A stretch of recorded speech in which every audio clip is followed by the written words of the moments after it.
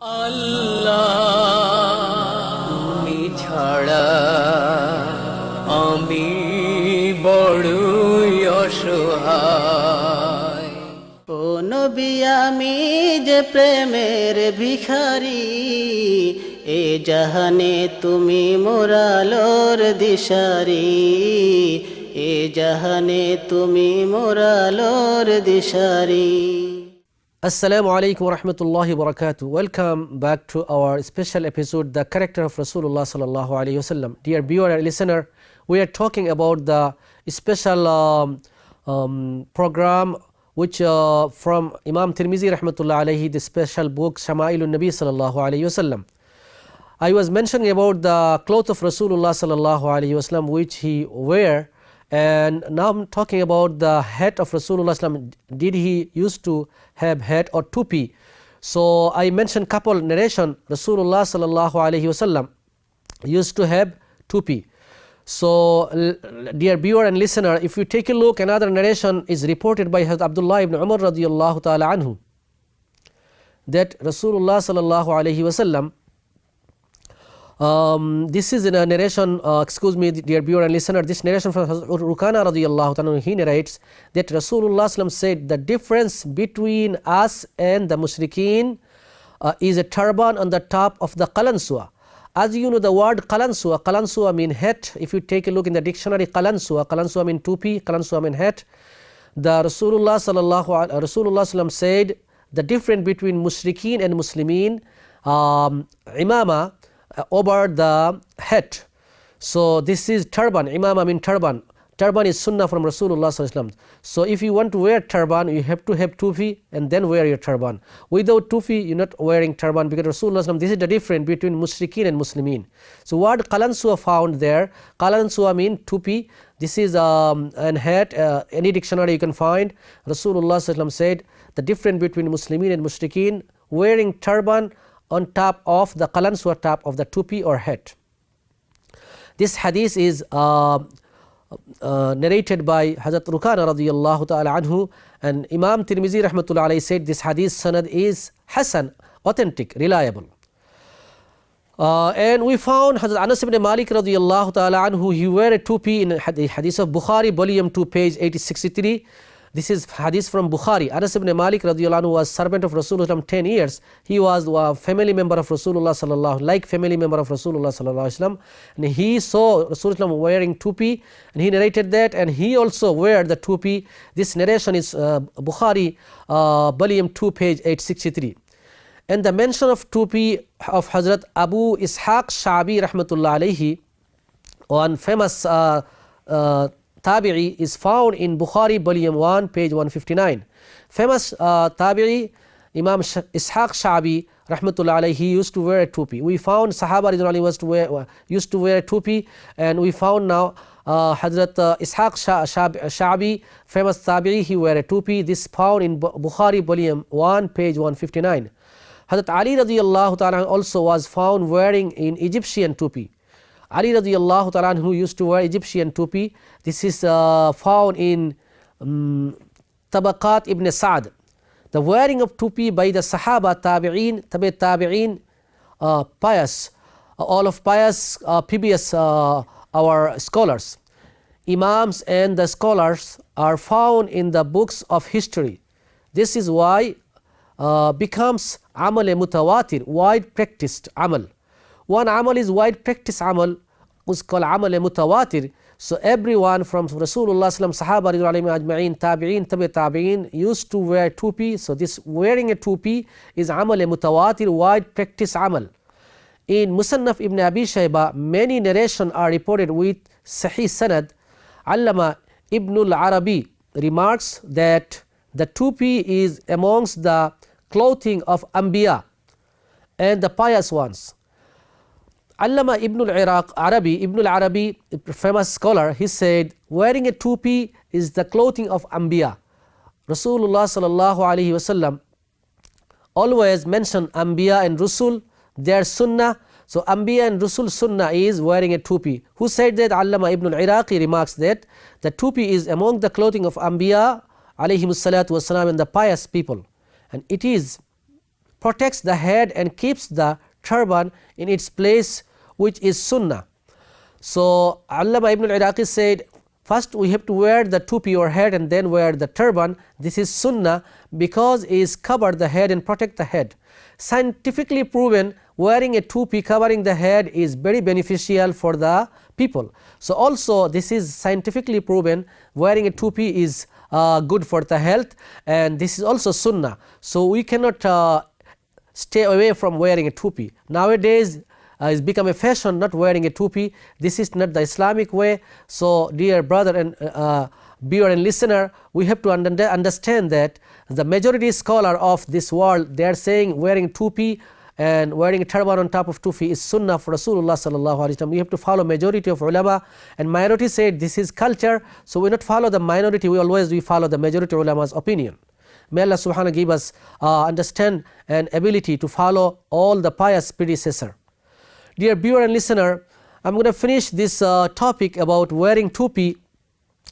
As Allama Ibn al-Arabi remarks that the wearing a tupi, amongst the clothing of Anbiya alayhi salatu wasalam, among the clothing of the pious people, also wearing tupi, on top of tupi wearing the turban is sunnah. The tupi should sit on the head and not stand like a dome. So this is narration found Faizul Qadir, volume 5, page 247. Again, Faizul Qadir, volume 5, page 247. So we can take a look at the reference.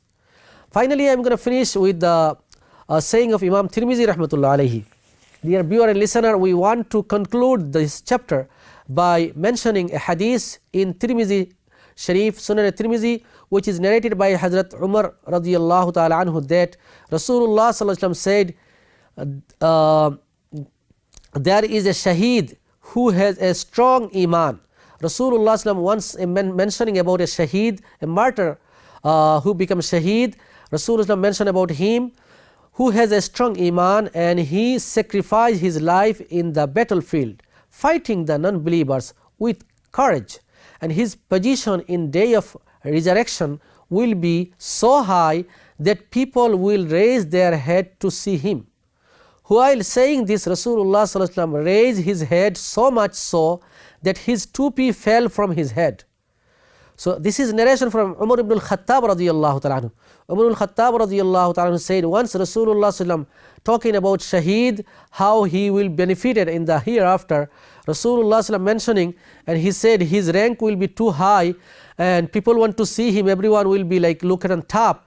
While Rasulullah sallallahu alaihi wasallam saying that, while Rasulullah sallallahu alaihi wasallam raised this, he said, and his position in the day of resurrection will be so high that people will raise their head to see him. While saying this, Rasulullah sallallahu alaihi wasallam raised his head so much so that his tupi fell from his head. So we found in this narration Rasulullah wearing a tupi. This narration mentioned in Sunan al-Tirmizi, volume 1, page 294. It is very clear that there was a tupi on the head of Rasulullah sallallahu alaihi wasallam. May Allah subhanahu wa ta'ala give us ability and understanding to follow the sunnah of Rasulullah sallallahu by wearing the tupi and by wearing the imama, turban on top of tupi. May Allah give us ability and tawfiq. সম্মানিত দর্শক শ্রোতা, আমরা একটি গুরুত্বপূর্ণ topic নিয়ে আলোচনা করছিলাম। আমরা আবার সামনের দিকে আগাচ্ছি। আমরা যেহেতু ইমাম তিরমিজি রহমতুল্লাহ আলাইহি শামাইলুন নবী সাল্লাল্লাহু আলাইহি ওয়াসাল্লাম থেকে আলোচনা পেশ করছি আপনাদের সম্মুখে। এই ব্যাপারে ইমাম তিরমিজি রহমতুল্লাহ আলাইহি রাসূলুল্লাহ সাল্লাল্লাহু আলাইহি ওয়াসাল্লাম কিভাবে মুজা পরিধান করতেন এই সম্পর্কে আলোচনা নিয়ে আসছেন। এই আলোচনাটা আসছে আন আবি বুরাইদা আন আবিহি আন্না নাজাশি আহদা লিন নবী সাল্লাল্লাহু খুফাইন আসওয়াদাইন সাজাজাইন ফালাবিসাহুমা সুম্মা তাওয়াদ্দা মাসাহা আলাইহিমা। রাসূলুল্লাহ সাল্লাল্লাহু আলাইহি ওয়াসাল্লাম কি ধরনের মুজা পরিধান করতেন এই সম্পর্কে আলোচনা। রাসূলুল্লাহ ইবনে বুরাইদা রাদিয়াল্লাহু তাআলা তার পিতা থেকে সূত্রে বর্ণিত, তিনি বলেন, আবিসিনিয়ার বাদশাহ নাজাশি নবী সাল্লাল্লাহু আলাইহি ওয়াসাল্লামকে কালো রঙের এক জোড়া মুজা উপহার দেন যা কারু কার্যহীন ছিল। তিনি মুজাদ্দয় পরিধান করেন, অতঃপর উজু করেন এবং সেগুলোর উপর মাসাহ করেন। এই হাদিস থেকে আমরা জানতে পারলাম রাসূলুল্লাহ সাল্লাল্লাহু আলাইহি ওয়াসাল্লাম কালো মোজা পরিধান করেছেন। পূর্বের হাদিসে আমরা জানতে পেরেছি রাসূলুল্লাহ সাল্লাল্লাহু আলাইহি ওয়াসাল্লাম কালো চাদর পরিধান করেছেন। সুতরাং কালো কাপড় পরিধান করা, কালো মোজা পরিধান করা, এটা কোনো সমস্যা নেই, এটা পরিধান করা রাসূলুল্লাহ সাল্লাল্লাহু আলাইহি ওয়াসাল্লাম থেকে প্রমাণিত। রাসূলুল্লাহ সাল্লাল্লাহু আলাইহি ওয়াসাল্লাম কালো মোজা পরিধান করেছেন, তারপর উজু করেন, এগুলোর উপর মাসাহ করেন। আমরা এই সম্পর্কে আলোচনা আসবে, সামনে আমরা আলোচনায় যাব। তারপরে পরের হাদিসটা যদি আমরা দেখি قال المغيرة بن شعبة رضي الله تعالى عنه أهدى دحية النبي صلى الله عليه وسلم خفين فلبسهما. وقال إسرائيل عن جابر عن عامر وجبة فلبسهما حتى تخرقا لا يدري النبي صلى الله عليه وسلم أزكي هما أم لا. শাবি থেকে বর্ণিত, তিনি বলেন মুগীরা ইবনে শুবা রাদিয়াল্লাহু তাআলা আনহু বলেছেন দিহিয়া রাদিয়াল্লাহু আনহু নবী সাল্লাল্লাহু আলাইহি ওয়াসাল্লামকে এক জোড়া চামড়ার মোজা উপহার দেন। এখানে যে খুফুন শব্দটা আসছে, আমরা সম্মানিত দর্শক শ্রোতা আপনাদের দৃষ্টি আকর্ষণ করছি যে খুফুন শব্দটা আসছে, এই খুফুনের যে ট্রান্সলেশনটা হলো চামড়ার মোজা। চামড়ার মোজা রাসূলুল্লাহ সাল্লাল্লাহু আলাইহি ওয়াসাল্লামকে কে উপহার দিয়েছিলেন? দিহিয়া রাদিয়াল্লাহু আনহু উপহার দিয়েছিলেন, তিনি তা পরিধান করেন। আরেক বর্ণনার মতে একটি জুব্বাও ছিল, রাসূলুল্লাহ একটি জুব্বাও দিয়েছিলেন, নবী সাল্লাল্লাহু আলাইহি ওয়াসাল্লাম ওইগুলো ব্যবহার করেন, ততঃপর তা পুরানো হয়ে যায়। তা জবহকৃত পশু চামড়া দ্বারা তৈরি ছিল কিনা তা তিনি জিজ্ঞেস করেননি। এই হাদিসের অংশে এখানে যে চামড়ার মোজা দিছিলেন, এই মোজা চামড়ার কিভাবে বুঝলাম? পরের অংশ থেকে পরিষ্কার হয়ে যায় যে তা জবহকৃত পশু চামড়া দ্বারা তৈরি ছিল কি না তা তিনি জিজ্ঞেস করেননি। অর্থাৎ এই চামড়ার মোজাটা কোন ধরনের চামড়া ছিল ওটা উনি জিজ্ঞেস করেননি। তো এই পরের অংশ থেকে পরিষ্কার আমরা জানতে পারলাম রাসূলুল্লাহ সাল্লাল্লাহু আলাইহি ওয়াসাল্লাম চামড়ার মোজা পরিধান করতেন, ওযু করে চামড়ার মোজার উপর মাসাহ করতেন। এজন্য আমরা চামড়ার মোজার উপর মাসাহ করব এবং আমরা কাপড়ের মোজার উপর মাসাহ করব কিনা এই সম্পর্কে আলোচনা আমরা অবশ্যই সামনে পেশ করব ইনশাআল্লাহ। আমরা সম্মানিত দর্শক শ্রোতা একটু বিরতিতে যাচ্ছি, আপনাদের সাথেই থাকুন। জাযাকুমুল্লাহু খাইরান। আল্লাহ তুমি ছাড়া আমি বড়ই অসহায়, আল্লাহ তুমি ছাড়া আমি বড়ই অসহায়। আসসালামু আলাইকুম ওয়া রাহমাতুল্লাহি ওয়া বারাকাতুহু। সম্মানিত দর্শক শ্রোতা, আমরা আলোচনা করছিলাম রাসূলুল্লাহ সাল্লাল্লাহু আলাইহি ওয়াসাল্লাম কোন ধরনের মোজা পরিধান করতেন। মুগীরা ইবনে শুবা রাদিয়াল্লাহু তাআলা আনহু থেকে বর্ণনা, রাসূলুল্লাহ সাল্লাল্লাহু আলাইহি ওয়াসাল্লামকে দিহিয়াতুল কালবি রাদিয়াল্লাহু তাআলা একটি মোজা, চামড়ার মোজা উপহার দিয়েছিলেন এবং একটি জুব্বা উপহার দিয়েছিলেন। রাসূলুল্লাহ সাল্লাল্লাহু আলাইহি ওয়াসাল্লাম তা পরিধান করেছিলেন। এই হাদিসের শেষের অংশে রয়েছে যে চামড়ার মোজা উনি দিয়েছিলেন তা জবহকৃত পশুর চামড়া দ্বারা তৈরি ছিল কিনা তা তিনি জিজ্ঞেস করেননি। এই হাদিসের অংশ থেকে আমরা পেলাম রাসূলুল্লাহ সাল্লাল্লাহু আলাইহি ওয়াসাল্লাম চামড়ার মোজা পরিধান করেছেন, রাসূলুল্লাহ ওযু করার পরে চামড়ার মোজার উপর মাসাহ করেছেন। আমরা অনেক সময় দ্বিধাদ্বন্দ্বের মধ্যে পড়ে যাই যে কাপড়ের মোজার উপর মাসাহ করা যাবে কিনা। এই সম্পর্কে একটু আলোচনা আপনাদের সম্মুখে আমি নিয়ে এসেছি।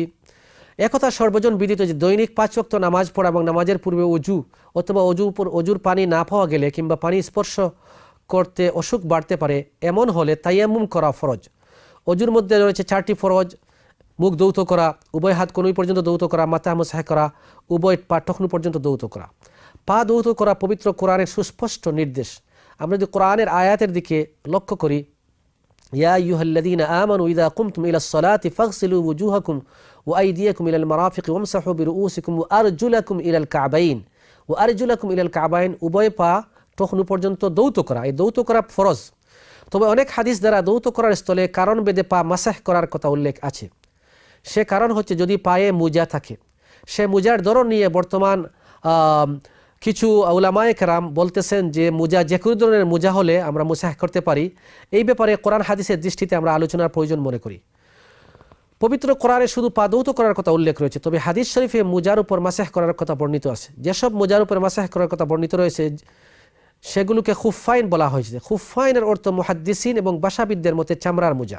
আমরা হাদিসের মধ্যে পেয়েছি শামাইলে তিরমিজির হাদিস, যে হাদিসটা আসছে আহদা দাহিয়াতুন নবী ইসলাম খুফাইনে, দাহিয়া রাসূলুল্লাহ ইসলামকে খুফাইন উপহার দিয়েছিলেন। খুফাইনের তর্জমা কি, খুফাইনের বিশ্লেষণ কি, মুহাদ্দিসিন এবং ভাষাবিদরা তার বিশ্লেষণ করেছেন। ওনারা বলেছেন খুফাইন অর্থাৎ চামড়ার মোজা। তাই চামড়ার মোজার উপরে মাসাহ করার ব্যাপারে কোনো দ্বিমত নেই। সব ইমাম এবং মুহাদ্দিসদের মতে চামড়ার মোজার উপরে মাসাহ করা বৈধ এবং সুন্নত। সংশ্লিষ্ট সমস্ত হাদিস বলির মধ্যে মাত্র 3টি হাদিস পাওয়া যায় যেগুলোতে সুতার মোটা মোজার উপর মাসাহ করার কথা বলা হয়েছে। অর্থাৎ মোজা যেগুলো সুতি কাপড়ের মোজা, এইগুলো মাসাহ করার কথা বলা হয়েছে কয়েকটি হাদিসের মধ্যে 3টি হাদিস। যে আমরা সুতার কাপড় যদি হয়, এইগুলোর ব্যাপারে হাদিসে আসছে যে কাপড়ের মোজার মধ্যেও মাসাহ করার অনুমতি দিয়েছেন রাসূলুল্লাহ সাল্লাল্লাহু আলাইহি ওয়াসাল্লাম বা মাসাহ করেছেন। এই সম্পর্কে মুহাদ্দিসিনে কেরামের বক্তব্য হলো, প্রথম যে হাদিসে বর্ণিত হযরত বেলাল রাদিয়াল্লাহু তাআলা থেকে, দ্বিতীয় হাদিস আবু মুসা আশআরী রাদিয়াল্লাহু তাআলা থেকে, তৃতীয় হাদিস হযরত মুগীরা ইবনে শুবা রাদিয়াল্লাহু তাআলা থেকে। আমরা তিনজন সাহাবী থেকে বর্ণনা পাই যে রাসূলুল্লাহ সাল্লাল্লাহু আলাইহি ওয়াসাল্লাম মুজার কাপড়ের মুজা যেটা কাপড়ের মুজার উপর মাসাহ করেছেন, এই তিনজন বর্ণনাকারী থেকে আমরা বর্ণনা পাই। হযরত বেলাল রাদিয়াল্লাহু বর্ণিত হাদিসটি রয়েছে ইমাম তাবরানী রাহমাতুল্লাহ আলাইহি মুজা মাসাহ মাজমাউস সগীর গ্রন্থে। ইমাম তাবরানী রাহমাতুল্লাহ আলাইহি মাজমাউস সগীর একটা প্রসিদ্ধ কিতাব, এই কিতাবের মধ্যে এই হাদিসটা আসছে, বেলাল রাদিয়াল্লাহু তাআলা আনহুর হাদিসটা। আবু মুসা আশআরী রাদিয়াল্লাহু তাআলা আনহুর হাদিসটা ইবনে মাজাহ শরীফে, বাইহাকী শরীফে, মুগীরা ইবনে শুবার বর্ণিত হাদিসটা তিরমিজি শরীফে। প্রথম দুটি হাদিস সম্পর্কে বিখ্যাত হাদিসবিদ আল্লামা হাফিজ জাইলাই রাহমাতুল্লাহ আলাইহি শিয়া গ্রন্থ নাসবুর রায়া প্রথম খণ্ড 183 এবং 64 পৃষ্ঠায় লিখেছেন, এই দুটি হাদিসের সনদ ত্রুটিযুক্ত এবং দুর্বল। আবু মুসা আশআরী রাদিয়াল্লাহু আনহু বর্ণিত হাদিসটির ব্যাপারে ইমাম আবু দাউদ রাহমাতুল্লাহ আলাইহি বলেন, এই হাদিসটির সনদ গ্রহণযোগ্য এবং বিশ্বাসযোগ্য নয়। বাজলুল মাজহুদ প্রথম খণ্ড। সুতরাং এই দুটি হাদিস সম্পর্কে আমরা আলোচনার প্রয়োজন নেই। কোন দুটি হাদিস? একটি হলো বেলাল রাদিয়াল্লাহু আনহু থেকে এবং হযরত আবু মুসা আশআরী থেকে। যেহেতু মুহাদ্দিসিনরা বলতেছেন এই হাদিসের সনদ দুর্বল, এই হাদিস নিয়ে আমরা আলোচনা করব না। একটি হাদিস রয়েছে যেটি হাদিসটা মুগীরা ইবনে শুবা থেকে আসছে। আমরা কেন এই দুইটি হাদিসের উপর আমল করব না বা হাদিস নিব না? যেহেতু এই হাদিসটি দুর্বল এবং মুহাদ্দিসিনদের উসুল হলো দুর্বল হাদিসের উপর আমল গ্রহণ করা যায় না, এজন্য এই হাদিস দুটির উপর আমরা আমল গ্রহণ করব না। অর্থাৎ কাপড়ের মুজার উপর আমরা মাসাহ করব না, চামড়ার মুজার উপর মাসাহ করব। বাকি রইল হযরত মুগীরা ইবনে শুবা বর্ণিত হাদিস বা ইমাম তিরমিজি বর্ণনা করেছেন এবং তিনি হাদিসকে হাসান বা সহিহ বলেছেন, কিন্তু হাদিসের অন্যান্য ইমামরা এর সাথে দ্বিমত পোষণ করেছেন। ইমাম আবু দাউদ রাহমাতুল্লাহ বলেন হাদিসটি গ্রহণযোগ্য হতে পারে না, কারণ হযরত মুগীরা ইবনে শুবা থেকে বর্ণিত অপর সহিহ হাদিসে বর্ণিত যে হুজুর সাল্লাল্লাহু আলাইহি ওয়াসাল্লাম খুফাইন বা চামড়ার মুজার উপর মাসাহ করেছেন। আমরা একটু আগে যে হাদিস উল্লেখ করেছি, যে শামাইলুন নবী সাল্লাল্লাহু আলাইহি ওয়াসাল্লামের মধ্যে যে হাদিসটা এসেছে মুগীরা ইবনে শুবা থেকে, উনি বলতেছেন রাসূলুল্লাহ সাল্লাল্লাহু আলাইহি ওয়াসাল্লামকে দাহিয়াতুল কলবি রাদিয়াল্লাহু আনহু খুফাইন উপহার দিয়েছিলেন। খুফাইন অর্থাৎ চামড়ার মুজা। যে হাদিসের পরের অংশ বর্ণনাকারী বলতেছেন লা আদরি আযাকিয়ুন হুমা আমলা, রাসূলুল্লাহ সাল্লাল্লাহু আলাইহি ওয়াসাল্লাম নিজে জানতেন না ওই চামড়ার যে মুজাটা ছিল এটা কি জবাহকৃত পশুর ছিল কিনা। এই অংশ থেকে আমরা পরিষ্কার জানতে পারলাম যে মুগীরা ইবনে শুবার এই হাদিস খুফাইন দ্বারা চামড়ার মুজা উদ্দেশ্য। যেহেতু উনি বর্ণনা করেছেন চামড়ার মুজার উপর মাসাহ করেছেন। এটার রেফারেন্স দেখতে পারেন বাজলুল মাজহুদ প্রথম খণ্ড 96 পৃষ্ঠা। ইমাম তিরমিজি রাহমাতুল্লাহ আলাইহি আরেকটি riwayat উনি এনেছেন মুগীরা ইবনে শুবা থেকে, যেখানে কাপড়ের মুজার উপর মাসাহ করেছেন। এই হাদিসটাকে ইমাম তিরমিজি সহিহ বলেছেন, কিন্তু প্রসিদ্ধ ইমাম আবু দাউদ সিজিস্তানি রাহমাতুল্লাহ আলাইহি বলেছেন যেখানে মুগীরা ইবনে শুবা থেকে কাপড়ের মুজা মাসাহ করা সহিহ রয়েছে, ওই হাদিসটা সহিহ নয়। কেন না? মুগীরা ইবনে শুবা থেকে চামড়ার মুজা মাসাহ করার হাদিস রয়েছে এবং চামড়ার মুজার মাসাহ করার ব্যাপারে কোনো দ্বিমত নেই। সুতরাং একটা হাদিস আরেকটা হাদিসের সাথে কন্ট্রাডিকশন হয়ে যায়।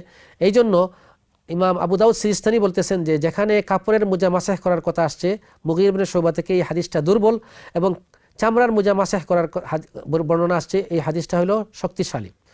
সুতরাং আব্দুর রহমান ইবনে মাহদি মুগীরা ইবনে শুবা থেকে হাদিস বর্ণনা করতে পারেন না। ইমাম নাসাই সুনানে কুবরাতে লিখেছেন একমাত্র আবু কয়েস ছাড়া হযরত মুগীরা ইবনে শুবা থেকে হাদিস অন্য কেউ বর্ণনা করেছেন বলে আমার জানা নেই। ইমাম নাসাই রাহমাতুল্লাহ আলাইহি বলেন যেখানে কাপড়ের মুজার মাসাহ বর্ণনা এসেছে মুগীরা ইবনে শুবা থেকে, উনি বলেছেন একমাত্র একজন বর্ণনাকারী যিনি আবু কয়েস, উনি বর্ণনা করেছেন যে শুধু কাপড়ের মুজা, বাকি কয়েকজন বর্ণনাকারী সবাই বলেছেন চামড়ার মুজা।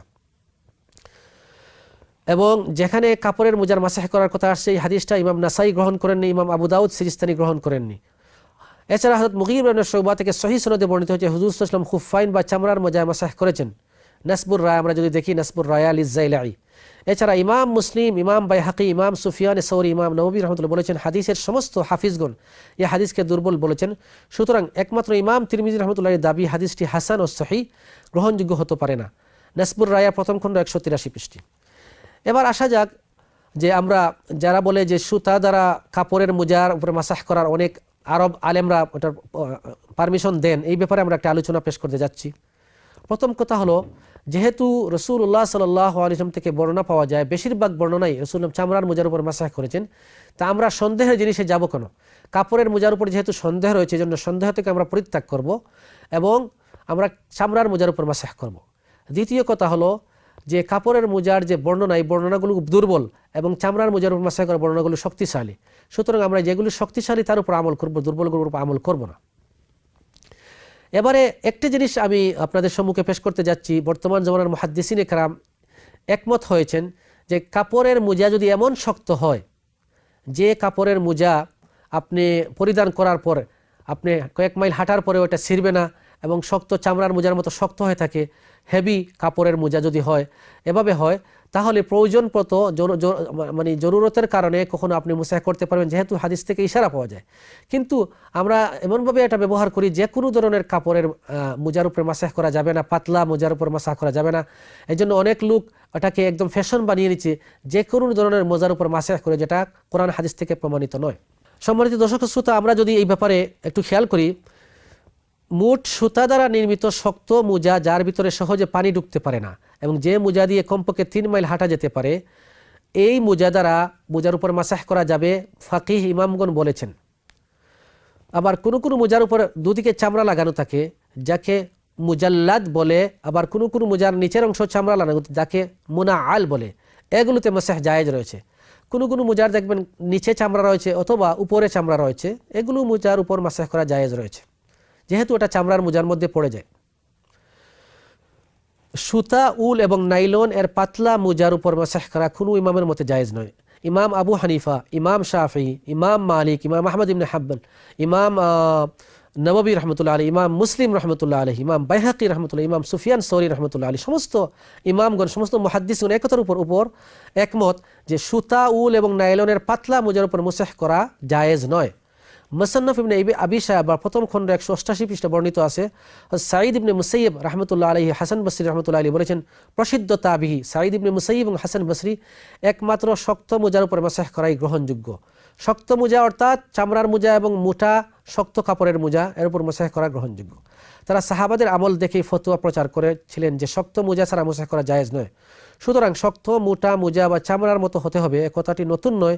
বিশ্ববিখ্যাত ফকিহ এবং হাদিস বিশারদ ইমাম আল্লামা আলাউদ্দিন কাসানি তার প্রসিদ্ধ কিতাব বাদাইউস সানাইয়ের প্রথম খণ্ড 10 পৃষ্ঠা, আল্লামা ইবনে নুজাইম তার কিতাব বাহরুর রায়েকের প্রথম খণ্ড 192 পৃষ্ঠায় পরিষ্কার লিখেছেন, মোজা যদি পাতলা হয় যাতে পানি ঢুকে যেতে পারে, অথবা এরকম মোজা যা পাতলা সুতা দিয়ে তৈরি, তার উপর কারো মতে মাসাহ জায়েজ নয়। যদি মোজা এরকম শক্ত হয় যে তাতে পানি ঢুকতে পারবে না, এর দ্বারা 1 ফারসাক বা 3 মাইল হাঁটা যায়, তাহলে এর মধ্যে ইমামদের মধ্যে মতভেদ রয়েছে। কোনো কোনো ইমাম বলেছেন মাসাহ করা যাবে, আবার কোনো কোনো ইমাম নিষেধ করেছেন। প্রসঙ্গত উল্লেখযোগ্য, ইমাম আবু হানিফা রাহমাতুল্লাহর ব্যাপারে বলা হয় থাকে তিনি মৃত্যুর পূর্বে তার মত শুধু চামড়ার মোজা ছাড়া মাসাহ জায়েজ নয় কথা থেকে প্রত্যাবর্তন করে সুতার মোজার উপর মাসাহ করেছেন, সেটা মোটা সুতা নির্মিত মোজা ছিল। জি সম্মানিত দর্শক শ্রোতা, আমরা ইমাম আবু হানিফা রাহমাতুল্লাহ আলাইহি যে মতটার দিকে প্রত্যাবর্তন করেছিলেন, তিনি বলতেন যে চামড়ার মোজার উপর মাসাহ করতে হবে। পরবর্তীতে মোটা কাপড়ের মোজা যেটার মধ্যে পানি ঢুকবে না, 3 মাইল হাঁটা যায়, এই কাপড়ের মোজার উপর মাসাহ করার পারমিশন দিয়েছেন ইমাম আবু হানিফা রাহমাতুল্লাহ। সুতরাং আমরা চামড়ার মোজার উপর তো মাসাহ করবই, কাপড়ের মোজা হলে মোটা কাপড়ের মোজা আমরা খুঁজবো যেটার মধ্যে পানি ঢুকে না এবং 3 মাইল হাঁটা যায়। আল্লাহ রাব্বুল আলামিন আমাদেরকে যেন এই সমস্ত মাসাইল জেনে আমল করার তৌফিক দান করেন। ওয়া আখিরু দাওয়ানা আলহামদুলিল্লাহি রাব্বিল আলামিন।